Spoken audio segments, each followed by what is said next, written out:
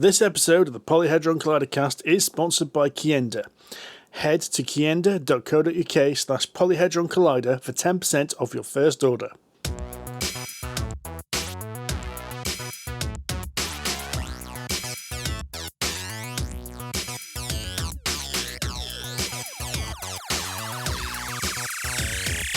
Hello, ladies and gentlemen, and welcome to the Polyhedron Collider Cast, episode 176. I'm Steve Tudor.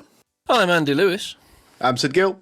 And I'm beardless Rory J. Summers. Hello, gentlemen. It's unnerving. Are you on a register? Because you should be. Because you look like you should be. It's not that kind of register, it's a school register, because he looks 12 all of a sudden. It's true. It's taken years off me. That and my haircut, where I've now got a little 90s style quiff as well. He looks like Tintin.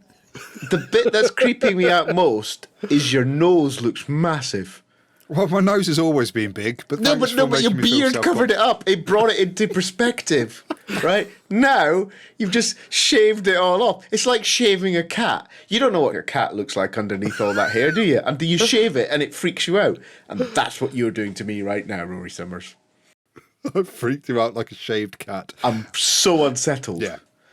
I think Logan, my son, summed it up best when he said, "Papa, you look ugly without a beard."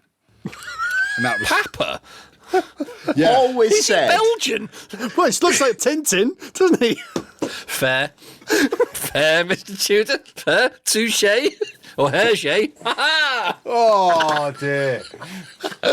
Right, that's it. Let's call it, guys. We're not going to get any better than that. End. We are, because from now on, for the rest of the podcast, I'm going to call you Nicole. Nicole. Nice. What? Nicole. From the is it Renault or Peugeot? Papa Nicole. So you shall now be Nicole for the rest of the episode, Rory. Good. It's Nicole. Right. So if you're new here, I am known as Rory normally. Sometimes Hermione. Nicole. But as today, Nicole. Okay. Right.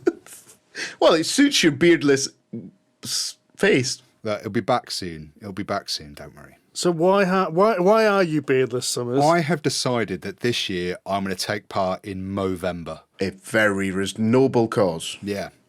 Good for you, mate. I thought I would do a comedy shave of the beard off. So I had the big handlebar moustache and the goatee and the big sideburns. I worked out that I think all facial hair suits me, except apparently no facial hair. I liked your Jeff from Biker Grove look, especially. That was my favourite one. Which one was that one? That was the one where you had the kind of Dirty Sanchez-y style one. And then it's only afterwards I realised you hadn't joined it round the sides of your chin. And that's when I went, no, it's not quite a Jeff. No. It was a respectable homage. You didn't go for the monkey tail then, like I suggested? No, I didn't. No, I'd already shaved it off. I like the little sideburns with the Dirty Sanchez. That was possibly I my was quite favourite as partial well. to the little sideburns, actually. I thought they were a good look. They were. Yeah. So I would like to point out here is there's an old photo of Sid from November where he got the B.A. Baracus cut. Oh, I had a beat. And it suited him quite well. It did. It was quite I missed quite that scary. one. I'm not sure I could handle shaving my beard off anymore. I saw pictures of me without my beard. You need a recently. It's flamethrower terrifying. to shift that hair. There's a lot of it. Mate, I'll take you a couple of batteries to get through this I bad would. boy, put it that way. There's a beast and maybe some garden shears. Petrol-powered steel cutter. I might grinder. just dye it. I might just dye it one day, actually. Well, like Naveed from Still Game. Yeah, like a fetching purple or something. Oh, okay. Rory, when did you actually shave it off? Was it on the 1st or the 31st? I started shaving it off last Tuesday, so I did it in comedy stages. Right. So that I was clean shaven as of the 1st of November. I ask because it's now the 4th as we record this, and you appear to have absolutely zero facial hair. If I'd have waited 4 days, I'd have a full beard by now. But it's because my facial hair, it's there, but it's because my facial hair is, because I'm ginger, my facial hair is very, very fair. So it's all, I've got white fuzz at the moment and the camera just doesn't pick it up. That's his excuse and he's sticking to it. I reckon there's a challenge in this, though, mate. I reckon you should start in 2 weeks' time and see if you can out-beard Rory. I reckon that's a good shout. I might be able to do that if I push really hard. It'd be like that Play-Doh machine where you have to squeeze the top of the beard comes out of the face. Yeah, and all your head hair follicles are blocked up because you left the Play-Doh in it. It's only coming out the beardy bit now. That's it. I don't have to waste time on hair growth. It all comes out of the face now. But there's a serious part to this, though, isn't there? And we shouldn't gloss over that in all of the humour and it's a good slagging Nicole off. We're not slagging Nicole off. We're slagging Rory off. Let's get it right. Well, no, Nicole was a stalwart of the 90s advertising campaigns. Oh, the new member of the podcast is Nicole. Right. I fully expect all socials and website to be updated by close of play Wednesday. Thank you very much. Are we going to swear Nicole in as the new president of the Fabiano Appreciation Society? The secretary of the Fabiano Lapiano. There's hours of value in this. Yeah. But no, seriously, Rory, no, I think we should have a moment. You should tell us the Movember motivation, though, because I think it's an important one, and I think we should drop a link in the old show notes for it. The devil not? But obviously, Movember is in order to raise awareness of testicular cancer, and as 1 in 4 men are affected by testicular cancer. If you listen to this, 1 in 4 of us was affected by testicular cancer, and so I've decided to cut my beard off in solidarity with myself. We are a statistic, aren't we? Now? We are There's a statistic. There's 4 of us. There's 4 of us, and only 7 testicles. So, gentlemen, check your balls. Check your dice. Let's keep it board game related. Check your dice, and it's also gender neutral as well. Women will have different dice, Sid. I was wondering where you were going with that, Rory. No, if you just gents, you check your dice. Ladies, you check your dice. Make sure you're all fit and healthy and stuff. All right. So the message here is check yourself. Check yourself. Yeah. My brain's just trying to work out what denominations all of these things represent now. Do the ladies have D20s so that the guys have D8 or something? I don't know. D4s if you're Madonna from the 80s. Oh, good Lord, yes. That's only if it's cold, mate. Or Vogue. Or Vogue. I think we should move swiftly on. Moving swiftly on. Sorry, I will put a link to Movember in the show notes, so I encourage you to also have a look at that. Those who follow us on the old socials may have noticed we put a YouTube video out last week. We did. You did? We did, which we did on Halloween for Malediction. So Malediction, we talked at UK Games Expo. We gave them an award for the miniature we were scared to paint. And they said, well, go on then, paint them then. And so we went, oh, but we're scared. Yes, we'll carry on. So Loot Studios who make Malediction. It's a miniature war game, but it's all the miniatures are 3D prints, so you don't buy the models, you buy STLs, but the game itself comes with cardboard standees, so basically what you can do is you can play the game with the standees first and try out all the units, pick your favourite ones and then get them printed out and painted.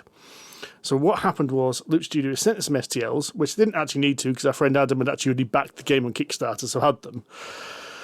We printed out a selection of them, and then Rory did a random draw as to who paints what, and we put a video up showing trials and tribulations, shall we say, of what went on with that painting. I encourage everyone to have a look at it because I think it was quite a fun little challenge and quite a good little video. I think it was an excellent challenge. I think it was really good fun. I really enjoyed painting that model up to a shoulder. And yeah, it was a difficult model. There was a lot of detail on those things. Yeah, gorgeous models. There was a lot of detail. I mean, I think in the end, I kind of looked out. I was a bit reluctant with the model I got because I wasn't looking forward to all the feathers. And then I saw Andy's Thunder Steps and saw every single strap, skull, dagger, shield, buckle, strap of cloth, and went, maybe painting that armour wasn't so bad. No, indeed. Yes, I think you two got off light. Yeah. I think we all had our challenges, Andy, and we all overcame them. Yes. But I've also had a couple more games since Expo. I said our friend Adam has actually got a copy of the game, so we went through and played with some of the starter decks and the standees. I must admit, even the standees are good quality. They rather than like you remember the old FFG standee stands. Yeah. Right. These are like a level above that. Right. They are so nice, it's unbelievable. Well, the number one, they're sized at the same base size as the model. Cool. So that you can easily swap and place them and they've got the same thing. But they're kind of like built up. They're quite large and chunky and they're quite nice. for those that don't know what this is effectively, I call it Magic the Gathering meets Warcry. So it's a small level skirmish game. You're going to have 5-6 models aside, but you don't start with them all on the board at once. What you do is you'll summon them, hence the link to like Magic the Gathering, by playing cards. To do this, you'll have to use, I think it's echoes, I can't remember which is the resource and which is the points, to summon these cards, which also allow you to play instant effect cards that have special abilities. We played it at Expo. It's on our Expo podcast, and we liked it then. I'm happy to say, having played it a bit more, it's still really enjoyable, really quick, really straightforward, and has this really cool thing, I think, where when you do an attack, you always do like a minimum amount of damage. So if my model attacks your model, there's like a damage for if I hit and a damage for if I miss. Oh. Which means the whole game just keeps rolling. It has this continuous tempo then.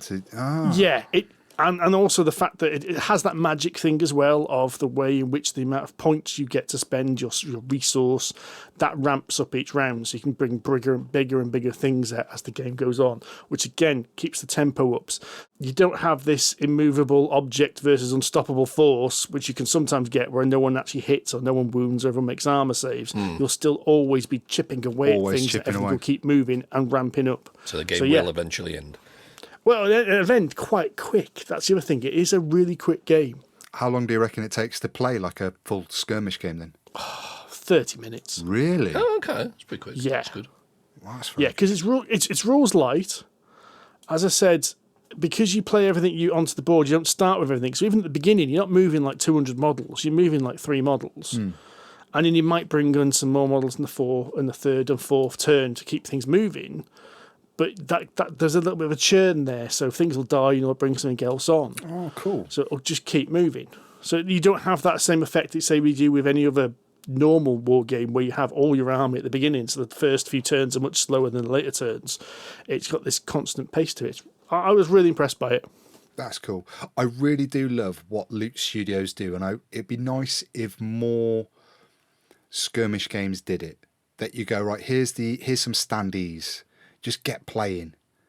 Don't have those. You don't have to worry about gluing anything together or in painting it. You can just start playing the game, and later on, or you invest some more money once you've worked out what team or faction you want. You then go and get the minis and you paint them up, and then you have the game at full bling. But you know exactly what you're doing. I'd love it if more companies just threw in some little standees like that, so you could just play. The terrain works similar as well. So you just have like cardboard. Like board game tokens represent terrain. Brilliant. But with it, you'll have STLs to make full 3D versions of that terrain. So when you start out, of course, you just play with the cardboard, which tells you, blocks line of sight, things like that. And as you progress, you'll go on to full-on, rather grim, some of them are like huge skeletal bodies and pools of blood and things like that you can play around. It sounds to me like Loot Studios are onto a winner there. It's absolute. I think that's a fantastic business model to get people playing the game and then investing more and more and more the more you do. And that barrier to entry is just almost completely removed, isn't it? I love it. It reminds me of, do you remember 40k second edition when you got it in box? Because you had Space Marines versus Orcs, and you got a Dreadnought with the Orcs, and it was a standee. Dreadnought standee, That's it. It reminds me of that. About the same time, there was Warhammer Fantasy, was it 3rd or 4th edition, which came about the same time? And you had the Goblin Chariot and the Elf Dragon were standees as well. Yeah. There you go. Need more of that. Actually, randomly, I saw a Midwinter Middies video the other week where someone's done an STL, which is a 2.5D Orc Dreadnought. So it's that Orc Dreadnought, but rather than it being a full 3D model, it's actually like a squished model. So it's got the same pattern, it's got the same outline as that old cardboard standee. Right. But it's got a little bit of depth, so you can still paint it. Oh, okay. Interesting. It's really clever. But that's not the only war game we've got. We're actually quite skirmish heavy today, aren't we? We are. It's a very confrontational episode. Yeah. Because we've also been playing Wroth from Chip Theory Games. Hello folks, Future Steve here in the editing room, and I forgot to mention that Wroth was provided by our show sponsor Kienda.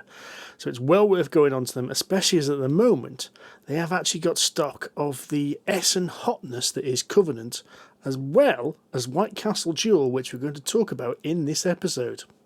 Back to the show. The most vivid game I think I've ever seen. Yes. It's like some kind of fluorescent nightmare. I mean, no, fluorescent fever dream, because every colour in this game, apart from black, appears to be fluorescent. It is not for those with hangovers, I'll tell you that. No, it's definitely not. So this is a multiplayer area control game where you are dudes on a map, as some people used to call it. You'll put troops onto the board and you'll move them around and try and control areas which have victory points associated with the areas. What makes this game interesting and unique, apart from the unique factions, is everything you do is based on a dice draft. So at the beginning of every round, a bunch of dice are rolled and you will draft these dice around the table which allow you to do your actions, which are things like deploy troops onto the board, move troops onto the board, attack or gain resources, which you can then use these resources to buy upgrades. Now, all your basic troops are little plastic tokens. Nothing fancy there, really, although they are individual plastic tokens, very nicely made. But you also have a bunch of special units. So you each have a unique faction, which has special units. These special units have to be bought, and these are dice. If you play a chip theory game, you'll know things like Too Many Bones, of course. They do a lot of custom dice. It's one of the things they do. Oh, yeah. So these special units will be these, and the dice face represents how many hit points they have left. And every single unit's special units all do something completely different. I don't think there's any duplication across the factions. It's all quite interesting in that regard. The game is seeded randomly, and what I mean by that is the victory points are not standard in each game. You put out random tokens at the beginning which determine how much each zone is worth, which means there is a bit of variance from game to game. I'd also say this game is quick. Really much like is. we said about Malediction. It's first to 30 points wins, and that seems a lot when you start, when you've got like 1 or 2 victory points, but it doesn't take long to ramp up. And this game gets away with you a lot quicker than you think. So you can't hang around. You've got to really get a shift on to get moving in this game. It's got the typical chip theory kind of, dare I say, over-the-top production. You the could main board, absolutely the say board. that. I 100% endorse you saying that, Steve. The main board itself and the player boards are all stitched, edged neoprene mats. All the player tokens are unique. They're only tiny little things. I mean, they really are small. But again, you've got this loads of custom dice to represent all these. You've got custom artwork up.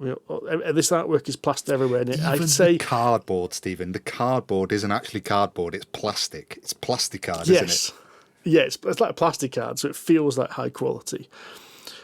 Now, everyone apart from Sid has played this. What do you guys think? I thought this was kind of so-so, really, which is actually, considering it's chip theory games and how I dislike chip theory games, is actually quite high praise. Really. I was going to say, because you and I have got previous with chip theory, haven't we, Rory? Yeah, I've not enjoyed my experiences with chip theory games previously, so I kind of went into this not expecting much. And what I got didn't wow me, but I was absolutely okay with it. It is a really quick war game. It's a very aggressive. I think it's actually probably just a bit too simple for me. It's a very, very straightforward about what you're going to do. You've got this, as Steve says, dice draft. You're only going to do your 2 dice. 3 of you are in last place. You don't have a lot of actions. You've really got to get a lick on. And it's just that. It's just a little bit too okay for me.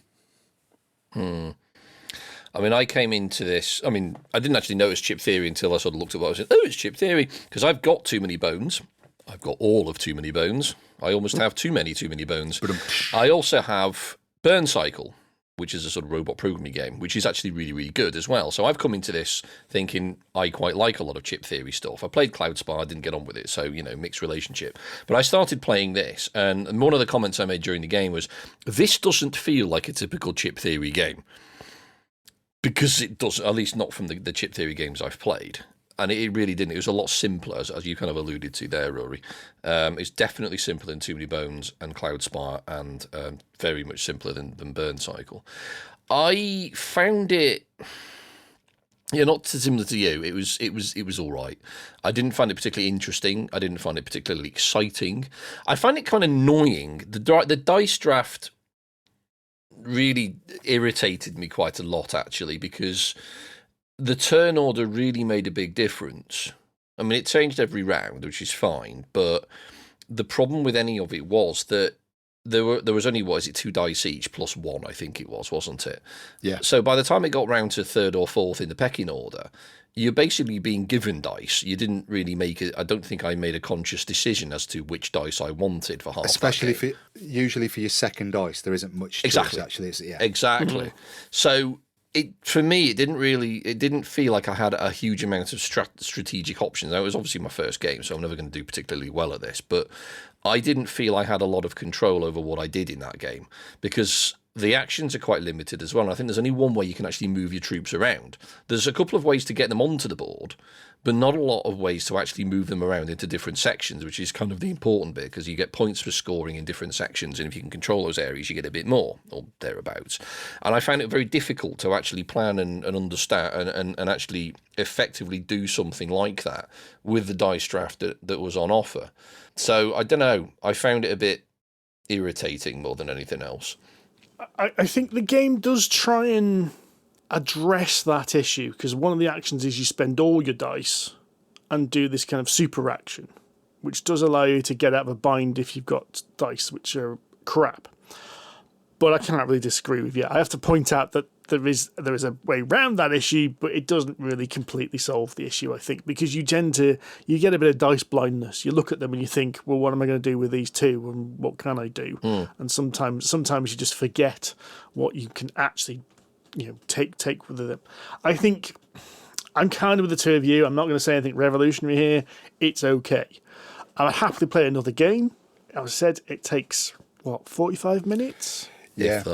It's really quick. I would also say we've played it 2, 3, and 4. This is a 4-player game. Yes. The map does not change based on the number of players, and the number of rounds doesn't alter, which means that it feels like this game was designed at 4 players, and everything else feels like it takes up too much space. Yeah. It expands to fill, which means it dilutes the experience.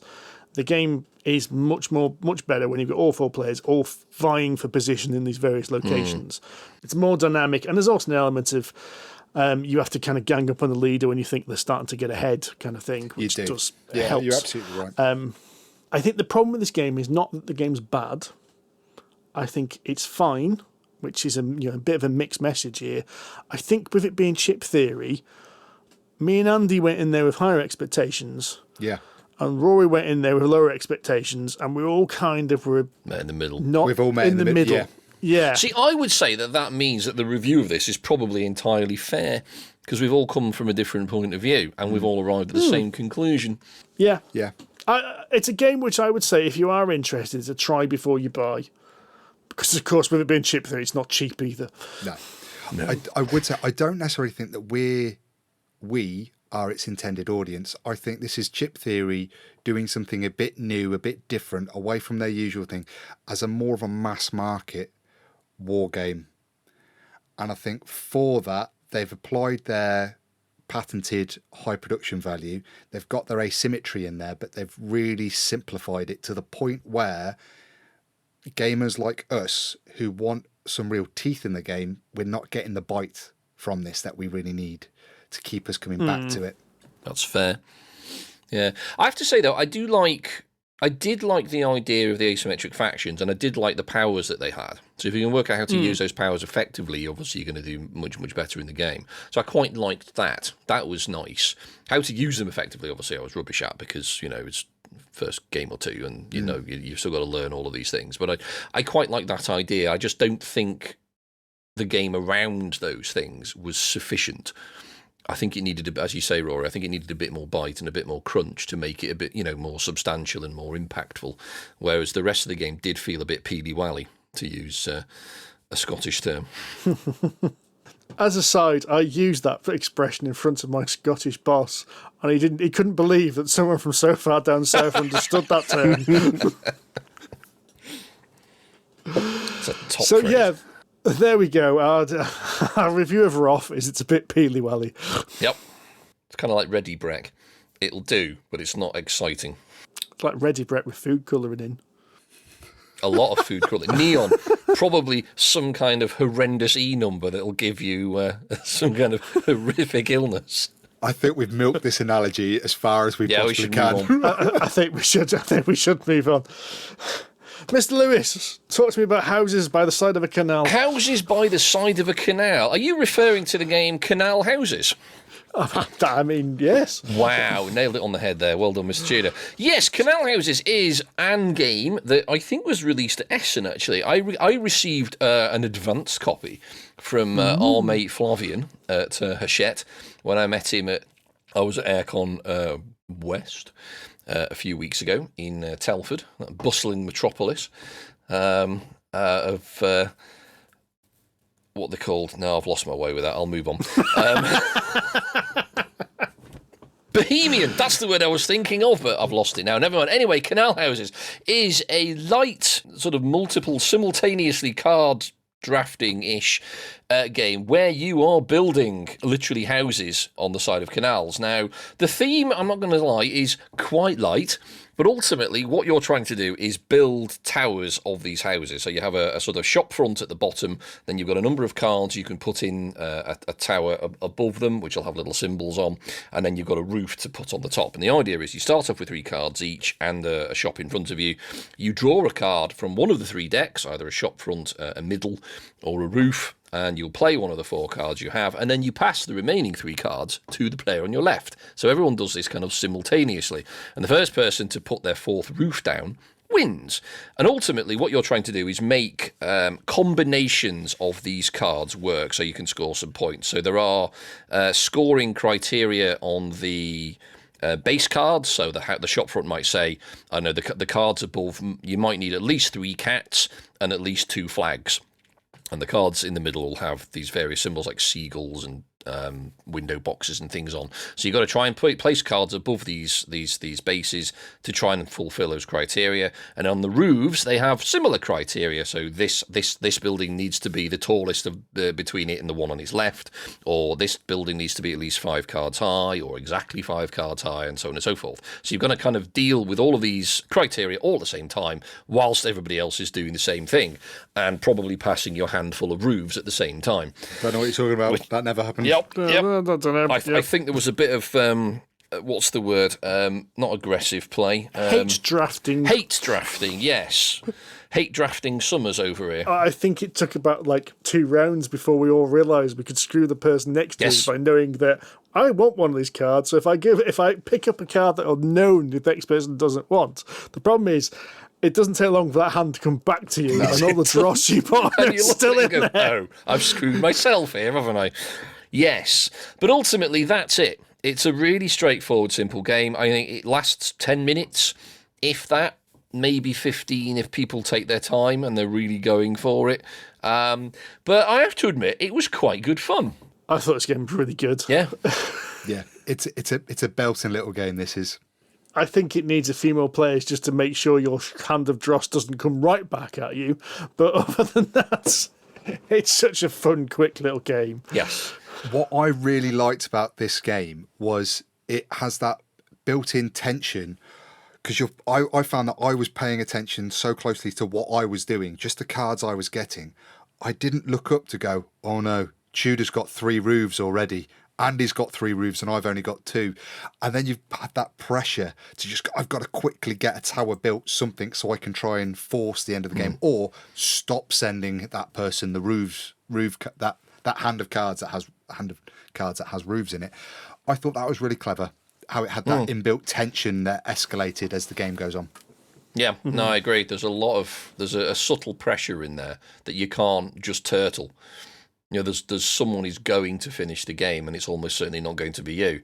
So you need to just get a wriggle on and try to make the most of a situation that's probably going to be bad. You're not going to score all 4 or 5 or 6 of your buildings. You can make as many as you like, but you're limited obviously by the number of roofs. And obviously somebody will finish the game eventually. So there's a lot of choices subtly in there that you don't realise. But once you've made those choices, you'll probably realise that some of them were probably not great. No, great little game. Yep. Highly recommend it, actually. Without a doubt. Yes. Very, very good. I think it's about £15, if I remember rightly, from talking to Flav. It's not expensive. It's about of the order of magnitude that you'd expect for the game. And it comes in a nice little sort of slidey tuck box as well, that holds the cards quite nicely. So it's a well thought out, nice little game. I can't remember who publishes it. Gigamic. Gigamic, that's them, thank you. And its official name on Board Game Geek is Grachtenpand. That's the one, yeah, because it's Dutch. It's supposed to be set in Amsterdam. It's the Amsterdam canals, not the Venetian canals. Powering through these games today, aren't we? We really are. Good grief. Sid's eyes just roll. It's just painful. It's painful. So let's talk about Steam Power. Steam Power from Wallace Designs. This is Mr. Martin Wallace designed this. We picked this up during the UK Games Expo, and it was touted to me by Mr. Wallace himself when I went up to him and thanked him for the many hours that he's provided me with fantastic entertainment. I told him that one of my favourite games of his design is Via Nebula, at which point he said, have you tried Steam Power? It's kind of Via Nebula version 2. I was like, well, I'm definitely into this. So this is, and I think Andy summed it up best, and I don't think anyone's going to get any better than this. It's kind of like Brass Light. In this game, you are building a network of trained tracks across various different maps, and they come on a lovely little cloth map, and you're going to put these little hex tiles down which have a train track on in going in various different directions, and you're going to try and connect cities that are on the map. Every time you finish the link between two cities, you can potentially put down a factory, at which point it will generate some resources. And ultimately, you're trying to get resources of different colours, there are 5 different types of resources, to one central hub to complete contracts. It has the same brass style of connection rules. So anybody can own a factory, you can take any goods from anywhere, but you've got to pay to move them along your opponent's train links, or if you're going to take your opponent's materials. As long as you can get them to one central repository which you own, bang, you've completed your contract. That will give you some points. It might give you some more goods. It might give you some more train tracks. It might even give you some more contract cards. And then depending on the number of players, you've got to complete a particular set number of contracts to complete the game. As like the games we've talked about earlier today, this again is a very, very quick game. I find this very enjoyable. Now, it does have lots of similarities to every other game that involves building train tracks on a hex-based grid. And if you've played any Age of Steam. Well, you say Age of Steam, but Age of Steam was re-implemented as Steam, which is also re-implemented as Railways of the World, which is also re-implemented as Via Nebula, which got an advanced version into Brass. I mean, did it? Oh wow! Yeah, there's about 12 games that are based on this engine, shall we say, this core mechanic. Yeah, and that's okay. And it's okay that you've got this core engine that sits behind it, because ultimately we're all geeks, and infrastructure is kind of cool, and trains and like and motorways. That's part of the infrastructure, isn't it, Rory? Yeah, they're actually kind of cool, really, especially when you start watching the YouTube videos that Sid sends you. Not those type of YouTube videos, gents, the motorway ones. This game, I think, is a really neat little game. You've got your 2 action, you've got your 1 action, put down some tracks, connect stuff up, and the game just flies like the bangers. All of a sudden, you'll find that you've got no resources and you have to buy stuff and shift stuff that you don't really want to do, and then trying to pivot and try and access stuff, or you realise that you've narrowed your field too much and you can't access certain areas of the maps because it's now everything's so far away. I think this is a cracking game. It's very much like, I think it's like Via Nebula negative. When Via Nebula, you're taking stuff away from the map, whereas in this one, you're putting stuff down. But again, Via Nebula is an unsung game. Not enough people talk about how great that one is. Yeah, I quite enjoyed Via Nebula, actually, now I remember it. I mean, it's a really great game, but I think the problem I have with with Steam Power, I mean, I've effectively said why, is that there are now, like, as I said, like 12 games that follow this basic concept with all, varying tweaks. And I think that's its detriment, because there's another game which does almost the same thing, and it's just slightly different. Yes. and they don't feel. I mean, some of them do feel different. Like Railways the World, you've got the load mechanism. I mean, although Brass shares some DNA, Brass is such a very different game, isn't it? I mean, it's so much more complicated. It has this. It's hard. It's not a real comparison. Yeah. I would agree. Which I think is a little bit to its detriment, because if you already own one of the other games, unless that is your favourite game ever, I think Steam Powered isn't going to offer you anything new. Yes, I mean, I when Rory and I played Steam Power, I basically kept saying, this is basically Age of Steam. This is basically Age of Steam. Age of Steam is slightly heavier. There's a couple of extra mechanics in it, that basically the way you get money and stuff, and you can change various configurations of railways in Age of Steam. But broadly speaking, it's the same idea. Move stuff along tracks to another destination and get money for it. It's the same sort of idea, as you say. I think of the two, I prefer Age of Steam because there's a bit more meat to it. Not a lot more, but a bit more. But I think Steam Power is meant to be that quite light, medium. You know, it's a very light middle game. Yes. Yeah. 2.5 out of 5. 2 to 2.5 maybe. Yeah. Yeah, and it also fits that bill that even at a 4-player game, it's even including the teach, you'll get this played in well under an hour. Whereas Age of Steam is heavier and it will take longer. So I think it feeds a different niche. It also costs a shitload less than Age of Steam. Now it's had the evil griffin treatment. It does, but I think, as Steve says, if you already own a game that's in this kind of category of root building, hex-based games, this isn't going to really deliver anything new except that shorter playtime and that lighter feeling. Yeah.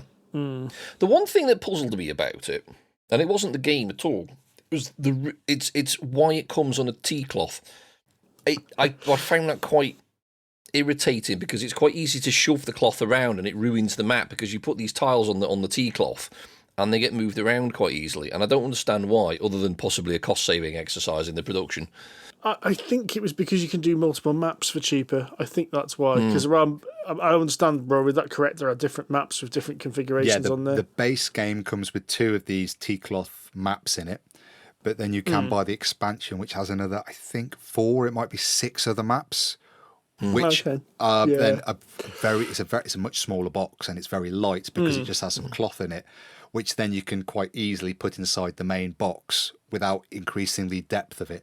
So I think it might be for that reason, really. If you can imagine, almost certainly, another quad folded board, and you had another 4 of those. You're either got to leave a lot of room in your box for those expansions, or make sure have 4 additional boxes, like I do for Age of Steam's 4 expansions. So I think in some ways it's quite a clever way to do the expansion. Yeah. I must admit, Andy, I've got a Geek and Sun table, so I've got that grey fuzzy stuff that I can't remember the technical name for, and I didn't find the cloth map moved at all on that. Oh, okay. So we didn't come across that at all, but most people are going to be playing us a normal table, which is probably varnished a little bit, in which case I can imagine, it's going to slip around all over the place. Play it on the carpet. Just lie down on the floor and play it on the carpet. If we did that, I wouldn't get up again. To quote one of the best YouTube videos ever, what about people with back, neck and face problems? Do you need your broadsword? I have another slight complaint about it. Oh. I think it looks boring. And I mean, it's a train game. There's always a level of looking boring that's always going to happen with train games. But I think the box is basically just brown. Mm-hmm. The tea towel, as we've described it, is kind of beige. The tiles are kind of beige.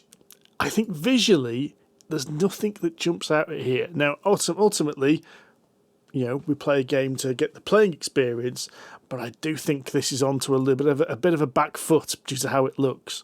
Which, compared to something like Via Nebula, which was incredibly bright and very vivid, it was, it's a very pretty game. Really, really stands out with the fantastic components as well. I do think this is, because this was a crowdfunded game, so this was on GameFound. The deluxe edition does look a lot. See, that annoys me even more now. You've said that, Rory. Yeah, because it annoys me that a deluxe version. Obviously, take your deluxe version, which upgrades the original game. But if the normal version looks terrible or looks boring, I'm against that. Yeah. Because usually you find a deluxe version has slightly nicer components, but the base artwork is usually the same. Yeah. A really good example is Pavison and Luthia. Yes. Me and Rory played the standard version, and Andy, you showed us pictures of the super deluxe version, which you've got. And yours looks nicer than the standard one, but the standard one still looked beautiful. Oh, yeah. So, yeah. The only difference really is the wooden components. I think that's the only difference, really. But it's just like the graphic design choice in Steam Power, like the upgrade tokens and the cards, they're pretty standard. It looked, when you brought this out and you said this game came out in 2025, I was surprised. Because to me, it looked like a game that came out 10 years ago. No. I was going to say 1995 myself, but yeah, I know what you mean. You're right. Yes, it does. I mean, yeah, it doesn't look exciting. As an aside, just to go back to, because obviously getting the pimp these days is Awakened Realms are doing this to older games. So Castles of Burgundy has had it, and something else has had it recently. It's Agricola has had it, hasn't it? Just as an aside now. Terra Mystica is about to have it. That's literally just going live on GameFound as I speak now. So there's a full Terra Mystica special edition as well. So that's getting lots of sexy artwork. But then again, the original of Terra Mystica wasn't exactly bad, although there was quite a lot of brown in it. The Terra Mystica special edition, this year we played Age of Innovation. Yeah. And I've got to admit, that felt like Terra Mystica special edition with some extra tweaks to the rules. So it does make me wondering, what's special about this special edition? Why should I back this when Age of Innovation kind of already did it earlier this year? Yeah. Well, if you have, £300 burning a hole in your pocket, you could go for the top tier Town Founder Pledge for £292, which gets you 3 neoprene mats, a shitload of additional details, and Christ knows what else. And I'm sure there's even more stuff on top of that. I find this Game Fan project particularly intriguing because this is by Steamforged Games. And it feels very much like they've decided to copy Awakened Realms' remit. Yes. Take a game which is well loved and then blingify it and put it on a crowdfunding platform. I'd be interested to know how it goes for them. Yes, I imagine it'll probably do quite well. Oh, damn, it does look very pretty, actually. I'm now looking at the page. It does look very pretty. It does. I'm actually feeling pretty good that I bought the big box a few years ago at Expo with Rory's help. This anyway, don't you? Pretty much, yes, exactly. I don't need this, so I'm sort of sitting quite comfortable thinking, I'm not going to bother with this. I don't need it. If I didn't have Terra Mystica, this would be a good excuse to buy it.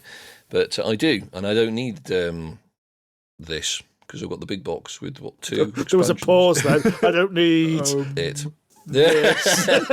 No, I don't. I don't care. I'm not that bothered. I mean, I'm a little bit torn, actually, because it does actually look very, very nice. Yes. But you have Terra Mystica, Rory has Age of Innovation, a friend Adam has Gaia Project. So between the three of you, I'm always going to be able to play a version of this game. You are. So, and of course, it's on Board Game Arena anyway. As well. Yes. Yeah. So there you go. No blingification needed. Just play the game. There we are. Close game fan, Steve. Close game fan. Walk away. Let's talk about a game which didn't need blinging. It was in a small box, minimal components, yet packed a lot of punch. Rory.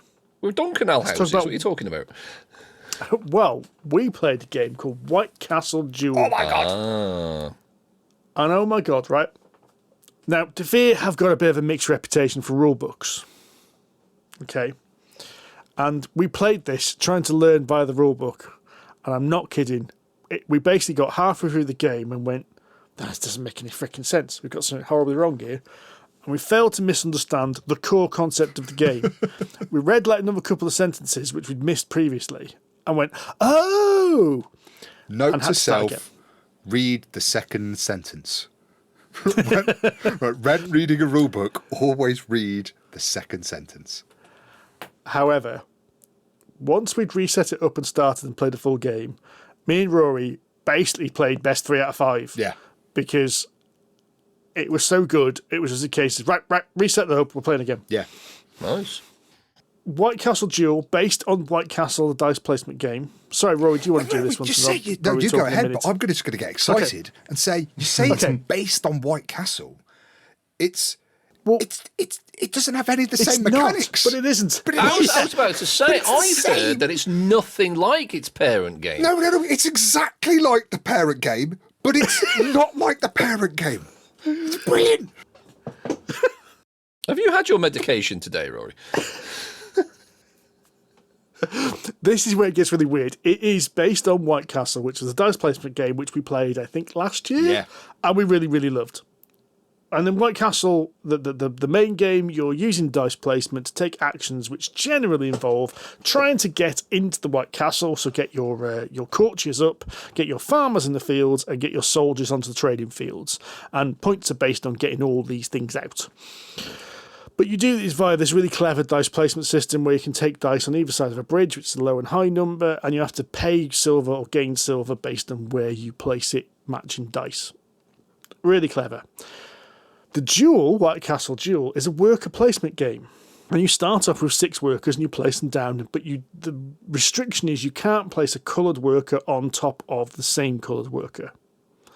But other than that, it's got a lot of the similarities. You're getting cards to get resources, you're still trying to get soldiers, but now you're also trying to get courtiers and you're trying to get cranes. And what you're going to do is at the end of the game, you have these multiplying scores for these 3 things.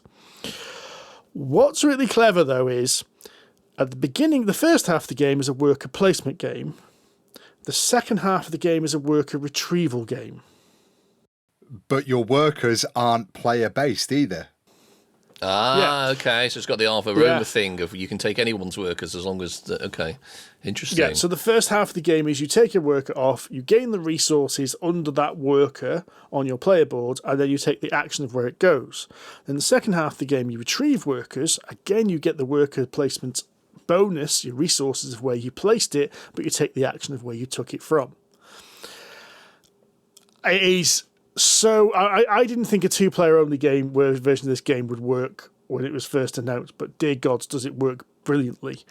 There is an element at the beginning of the game where you're just kind of chugging along, and then all of a sudden you realise you really have to pay attention to what everyone's doing with every single action, because decisions you made 10 minutes ago will screw you 10 minutes in the future if you weren't paying attention. And you generally weren't because you weren't thinking that far ahead. Or even just like which colours you place as well, because you've got the 6 workers. So you've got, just like in the original White Castle, you've got red, black and white, just like you had the dice. These are now the little cylinders. So if you put both your white workers out early, not only do you not get them back, not only do you never get to take white actions again for the rest of the game, it means that those are going to be the last ones available at the very end of the game, because they're going to be at the bottom of the stack. Which just completely screws everything up because you need them later on. It is a wonderfully tight game. And it's only got this 12 actions, 12 rounds throughout the entire thing. Well, it's 6 workers each, so 6 go on, 6 come off. So yeah, 12 actions the entire game, and that's it. Yeah.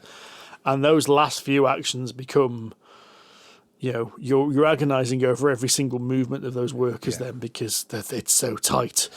That's better than the base game. That's only got 9. Yeah. True. Three more actions. It's 30% more. That makes all the difference. I have to say, it sounds like it's got a sort of element of far away in there. I see what you mean. As in, you're backwards. You're putting stuff down and you're triggering it back. Yes, exactly. I can see where you're not in the same from. way, but you see what I mean. Yet you almost need to be thinking about your end game. Yes. As your first action. At the start, yeah, exactly. But the only difference is here is that the first piece, like, because you've got these 6 workers, I might not get back all of those 6 workers. I will get 6 workers back, but I might end up with 4 black workers and 2 red workers. And I might never actually pick up my 2 white that I put out first, just because of the way I want to take the actions or what I want to trigger on my board. So yeah, you're not quite as hampered. You don't have to really plan that far ahead. You just have to be very mindful of it. And then, of course, you've got the cards that are coming off as well, and then you're buying cards. So very much, I suppose it had the same complaint, wasn't it, Steve, as the White Castle core, is that if a courtier moves up the White Castle in the main game, you can buy a card and it goes, and then all of a sudden the actions for that space have completely changed. The same is true of the White Castle duel. It's not quite so severe, though. But you also got a pretty good idea of when somebody goes there because they're really trying to build up that lantern. A really, really clever game. I mean, this is Llama Dice, and I can't think of a single game by Isra and Shay that I haven't really enjoyed. Obviously, they did the White Castle, Red Cathedral, and Flatiron, which we've talked about earlier this year. Every single one of their games that I've played, I've really, really enjoyed. And I'm blown away by how good the dual version of White Castle is. Yeah. It's a testament to how much we just immediately reset it up and played it again. Yeah, we were desperate to just go through that again, and you could see both of us improving and working out better strategies as we're going. Saw you improve, Steve. All right. I saw improvement, saw better strategies, yes. Whereas once we'd finished Wroth, we're like, yeah, right, okay, let's put this away now.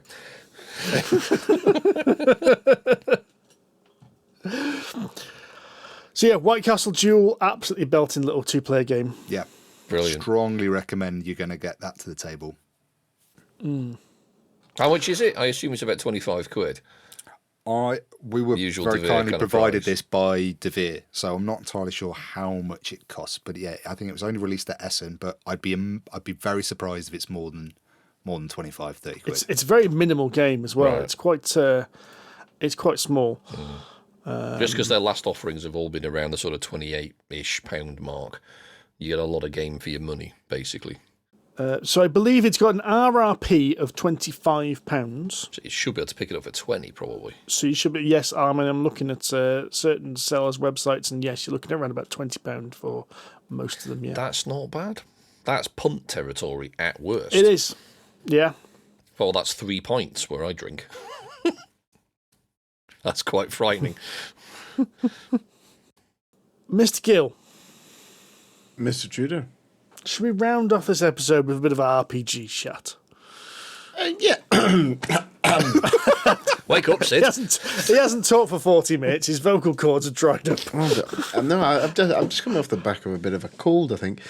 Yes. Yes, sir. We've had this sitting on the old list for quite a while, haven't we? We have recently finished playing of the case file 2 for the Bladerunner RPG, which is Fiery Angels, which follows on from the starter set. Now, we were kindly provided with a PDF of this by Free League, who are the publisher, and I basically gave this PDF to Derek, who ran the game for us the first time, and said, "You are running this for us. It's a review copy. You have to." That's the way I strong-armed him. Didn't take actually much strong-arming because he was dead excited to run it anyway, so there we go. So this is, as I said, a sequel to the first case file. It involves the same pre-made characters, although I think there's a bit more scope in this one to actually introduce other characters, especially if maybe some of them may have died in the first intro one. But it definitely follows the same story, so you can't play this unless you've played the starter set. Or you could, but most of it wouldn't. You'd be missing the sense. point. Yeah, you'd be missing the point if you did. So, without giving too much away and giving out much of what happened in the first one, this is set between the two Blade Runner films, time-wise. So 2029 then, or 2035, something like that. Yeah, it's set more closer to the newer film, right, the Denis Villeneuve film, than the original, because of what happened in the lore with the advancement of androids or replicants. Yeah. And I will give away a little spoiler because it is basically the first thing you find out. And the whole premise of this mystery is that replicants have appeared which are actual replicants of real people. Oh. So the replicants in the story all the way throughout have been completely kind of unique. They don't represent a real person. But replicants appear to be, I won't give away what's actually happening, but appear to be a carbon copy of a real person. And what this case file really does well is it runs with this, because it sows seeds in the way it's run that adds a lot of paranoia into the players. Like, what can they believe happened in the previous case file? Can they believe what's happened now? Who are they? Now, I will preface this as well. I do think this requires players who are keen to get into the role-playing side of it. I think this is not a mechanical game. I think this is a role-playing game first, a mechanical game second, and to get the most out of this, you have to take these pre-gen characters and really want to run with it. And I think we did in our group, and it really showed, and I think we thoroughly enjoyed it, didn't we, Sid? I mean, there was a lot of, oh my God, how can you leave it like that, Derek, at the end of various sessions. There was a lot of, what? Hey, what do you mean? Hey, how can that doesn't make any sense. It's warping my own notion of reality. No, it was really good. I think it picked up from the first game. It built on the good bits of that game. And I think, as Steve says, it is very much narrative first. This game is made or broken by how well your players and your GM interact with each other, and how well you can latch on to the cues that you've been given, and your GM can latch on to the cues that you're giving as a player. It is genuine cooperative storytelling thrown in with a mystery, which makes it a really odd blend, if I'm honest, because a dice roll can massively change how that mystery unfolds. Yeah. But I always think if you're going to play an RPG, you've got to let that happen. Sometimes the dice have to tell the story, and I think you've got to let... Everyone's got to be along for that ride when those dice rolls affect it. I mean, there's a really good example. I won't explain what exactly happened, but my character came across one of the people we were after. We were trying to get them to question them, and my character just immediately pulled a gun out and started shooting, and this person ran. And we played the chase mechanics. There's a mechanic for chase systems in there where you're running through, and it's brilliant. It was running through busy streets, so that that's that scene when Harrison Ford's running through the rain, running over cars and things like that. It replicates that brilliantly, and a crappy dice roll right at the very end mean the bloody perp got away, which changed the story, because if we'd arrested the perp, they wouldn't have been in a certain place at a certain time later on. And it felt like our actions were having an effect on the story. It was really good. That's good. I will say, however, I had one complaint with it. Oh. And because I had the PDF, I went back and looked at something with Derek's permission to check. I think it suffered from, it's very hard to describe this, but a kind of almost like a Hollywood script issue.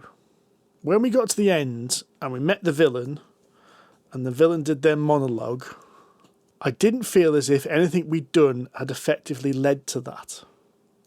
Oh. I didn't feel as if the clues we saw along the way signposted that properly for us all to go, oh, it made sense. And in the end, we were all just going, hey, how are we supposed to work that out? And I think it's the kind of story which works great in a film where you come to the end and the villain reveals their plot kind of thing. And it's a surprise to the main character, so it's a surprise to you as the audience. But I didn't think it worked as an RPG. And I went through bits of the PDF and actually looked back to see if we'd missed some clues that might have pointed us towards this. And I don't think they were there. And I just do think that spoilt the ending a little bit. So we knew what things were happening, but we didn't know why, or it didn't feel like the clues led us to that end. It feels like the events led us to that end. Was it more almost like Raiders of the Lost Ark, where Indy has absolutely nothing to do with the plot and just turns up at the end? A little bit, yes. A little bit, yeah. I'm trying to think of a film which I can find an analogy to, and I've been racking my brains and I can't, but it does feel like a very typical film story where the main character's along for the ride rather than driving the story. Right. Yeah. It's really annoying because everything up to that point was really, really good, and we were all getting really into the characters, and we were all starting to get paranoid because we thought another character had been replicated, and we weren't even sure if the player knew that whether they'd been replicated or not. So we were like, hang on, this changes everything. Does that mean they were always a replicant right from the very start, or have they been swapped, or what's going on? And that level of paranoia worked really, really well. But I just felt the landing, that end point was just like, what? How was I supposed to work this out? Which is Rory looks confused. No, I'm thinking it's a really interesting, because now I've not played this and I didn't play in part 1 either, but I remember you guys talking really passionately about the ending to the first Bladerunner RPG campaign. Like, yeah, you guys were so passionate about it, and I think I've only ever heard the story once, and it was on a previous episode, so maybe listeners will know what I'm talking about here. That I almost feel like I was there with you, just because of how much you gave in your description of it. And this seems to be so. It's like that difficult that bit of a difficult second album. Difficult second album. Yeah, it's that letdown sequel in the movie franchise as well, which is like just wanted a bit more. Yeah, the first one did end on such an amazing moral quandary that we as players actually argued about. Yeah. And what should have been like a split decision, which would take, I don't know, in real time a few minutes, and would be dramatic music and top quality acting, was basically us arguing for about 20 minutes, half an hour, about what was the right decision, like what was the right decision and what would your character do. And I think the writing tried to put this in the final scene as well. Right. A very similar situation, but the problem was we hadn't had the right build up to it like we'd had in the first case file. And I think that's where it failed. It came to the end and I was like, whereas the first one we really cared about what happened, whereas this one we were like, well, I don't see why we should care, because we don't understand what's happened and what's led us to this.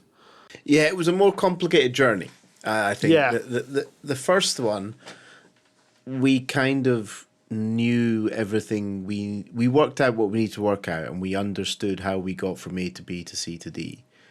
Whereas in the second one, I think we got from A to F and then went back to B, came back round to had a look at C but didn't understand it, so went to D, and then got the answer. And even though we got the answer and we worked out the answer, we didn't quite understand how we got there. It really did feel like our decisions were driving the first case file, whereas in the second case file we were being dragged through it. Right. Is the best way to describe it. Now, that doesn't put us off, because we want the third, because apparently the story hasn't finished. This definitely ended in a cliffhanger. Oh. So we want case file 3, and I don't think Free League even properly announced it yet, so we don't know when the release date's going to be, but we want it, and we want it now. Oh, really? So even despite that kind of slightly flat ending, you're still itching to get it back in there and finish it. But the flat ending wasn't the game we played. That's where we got to, but the whole way there was still fun. Right. It was a lot of fun. The twist. I mean, it's really difficult to talk about a mystery game because you don't want to give away what happened, especially one like this. It was exciting. It threw weird twists and turns that we never saw coming. There was proper open mouth moments during that game. Oh. Yeah, and I think that was what made the ending all the more flat. Weirdly, is because it was so the good. Journey up to it was to the point where, as you said, it was a bad roll at the end that took it away. But even then, even if that roll had come off, I still think it would have been a confused. We got the right answer, but we're not really sure how we got the right answer. Anyway, we are definitely excited to play more Blade Runner, and there is more Blade Runner coming, because I know the Replicant Rebellion source book should be out soon. So I think Derek's already pre-ordered that, so we'll be playing it again soon, regardless. I think, yeah, it's just as good as the first one, and I think if in a different playthrough, you might have had a different experience. But I still loved it, and I still recommend it strongly. Since we're talking about RPGs, folks, we have got a question in the mailbag, and I do apologise, we haven't actually been looking at the mailbag for some time, just because we've got a huge volume of games to review that we've been cramming them in. But I'm going to list this question from Tiago, who asked, I quite like listening to the lads discussing RPG stuff, even though I never played one, and I've no idea how I'd even start. It gets me really interested in playing one, which would actually be a good question for the show. If you've never played an RPG, where and how would you start? Oof. Oof, indeed. God, that's a really good question. Oof. Now, Andy, you've had more experience than anyone else here leading newbies through D&D. Would you recommend D&D as a good place to start? Honestly, yes, to a point. The thing is, though, I say that with a fairly hefty caveat, in that, as you allude to, I am a reasonably experienced DM. And I think if you were going to have new players, you need an experienced DM. I don't think D&D is a good place to start with a new DM and new players, because I think it's too complicated. Or at least everyone would struggle to start with, because D&D, whilst everyone's heard of it, we've said many times, it's not that approachable. There's actually quite a lot to it. You know, it's not a sort of thing that you could sit down and play in 20 minutes. I mean, hell, it takes you that long to make a bloody character. Maybe longer the first time you try and set it up. So I think that's the problem with D&D. I think with D&D, I think you come and sit down and you want to go, I want to create a character. But that's really complicated, and it's really hard to know how to do that without knowing what they do. So you're almost, I think for your first game, you're almost forced to take a pre-generated character. And that instantly doesn't make it feel like it's you, doesn't make it feel like it's your character. You're forced into a role rather than creating one that you're going to play and embody for the next, I agree. 20 hours.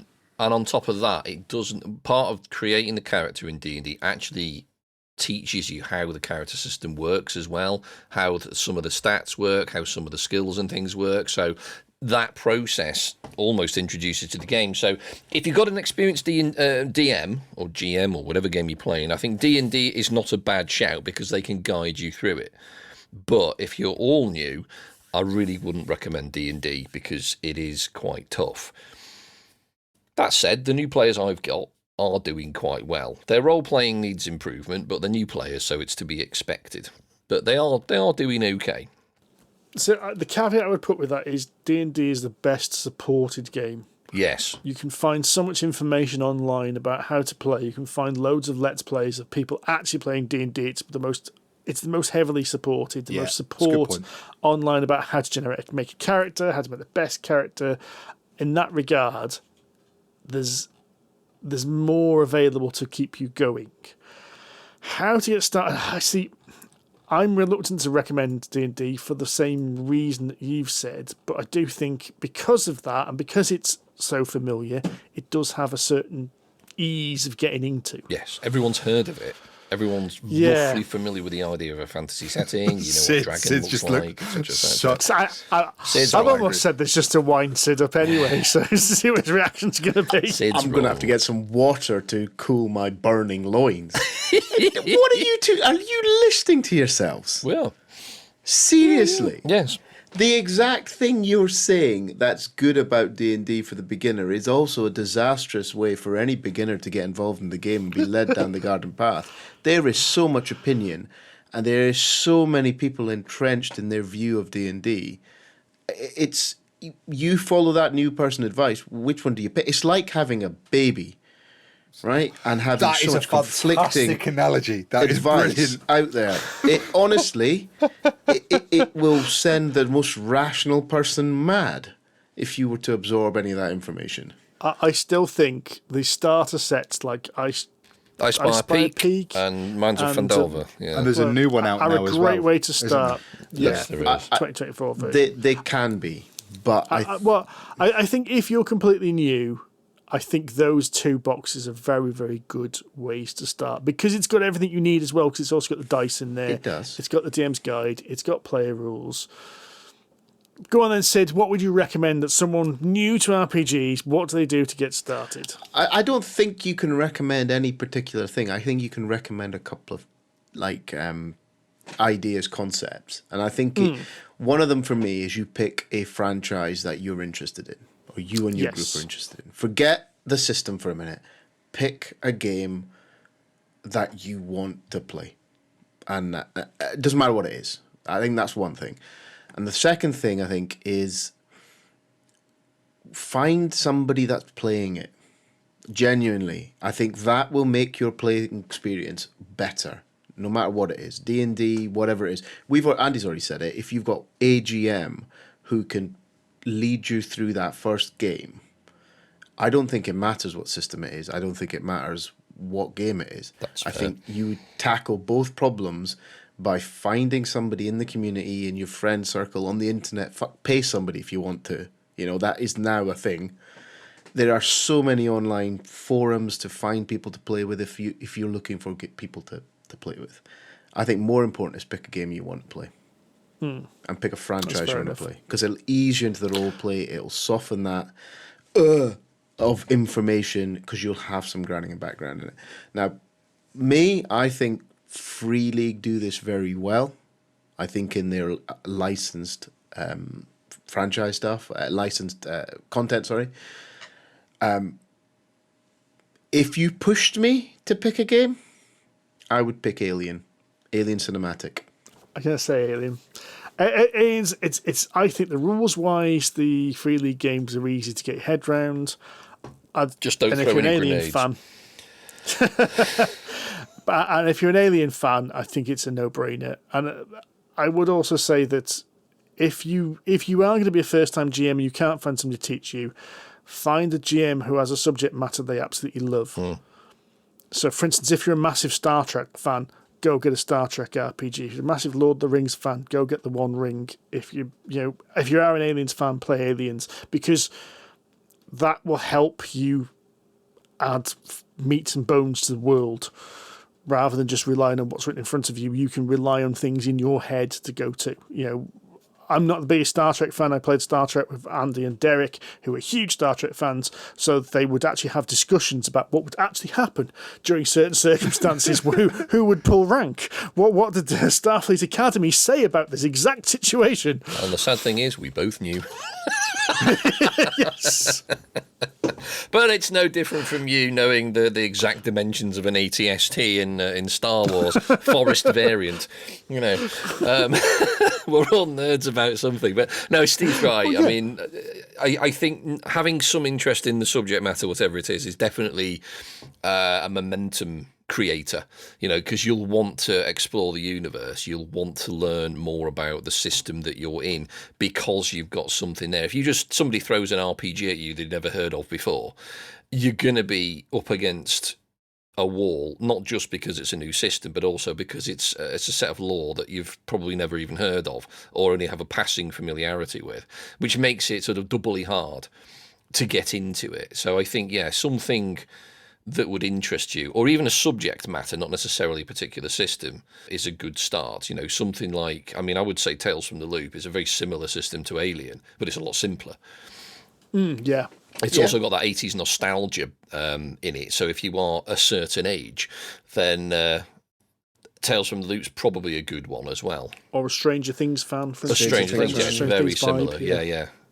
So something along those lines. I think the important thing you guys are hitting the nail on the head here is that D&D is admin heavy.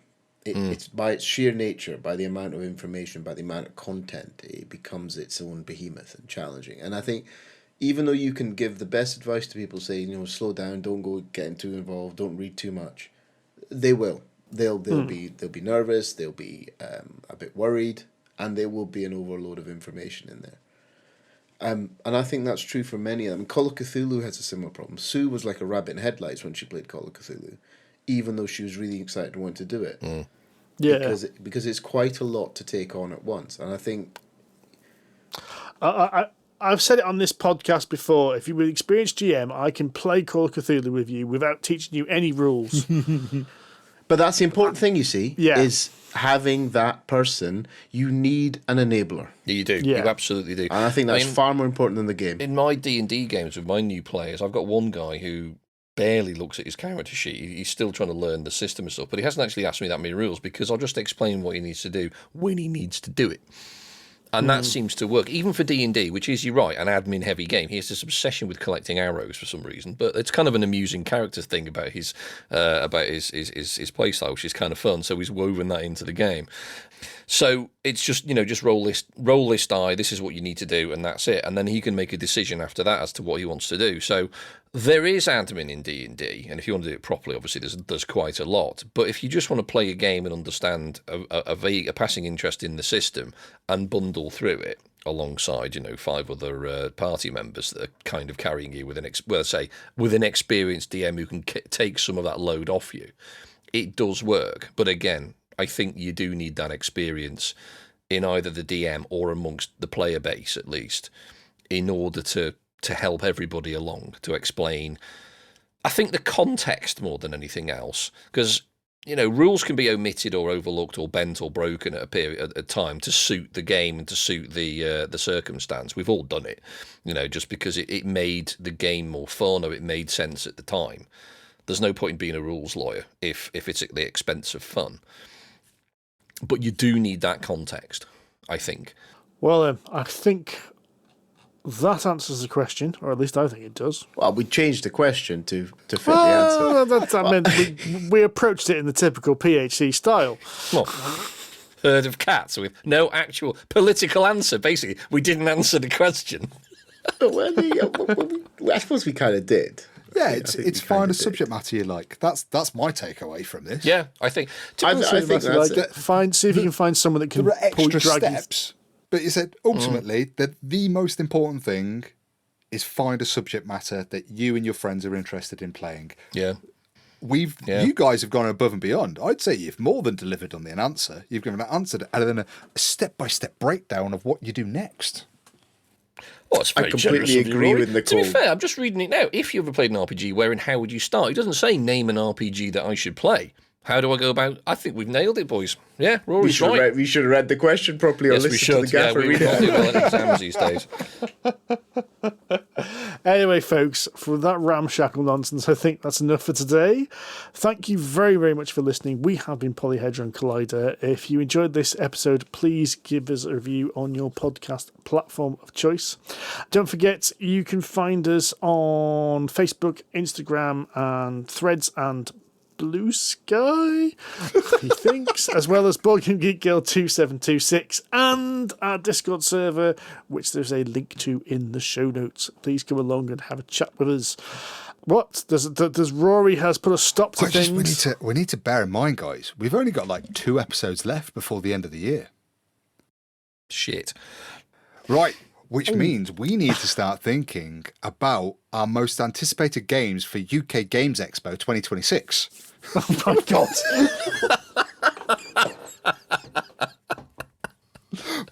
But also, that means you need a new laminated clipboard as well. I mate. do. No, but we also need to start thinking about the best games of 2025. So, listeners, if you've played any absolutely stonking games that we've not covered so far this year, please reach out to us using whatever medium you like, probably one of the ones that Steve just listed above, and let us know what games we've not played, we've not talked about, that you really think we should be discussing in our best games of 2025. In the next 2 weeks. Coming soon, yeah. Steve looks so terrified with the fact that we've got so little time. I've seen how much games we've got to play. Yeah. Anyway, again, thank you for listening and happy gaming. Ta-ra. Cheerio. Bye-bye.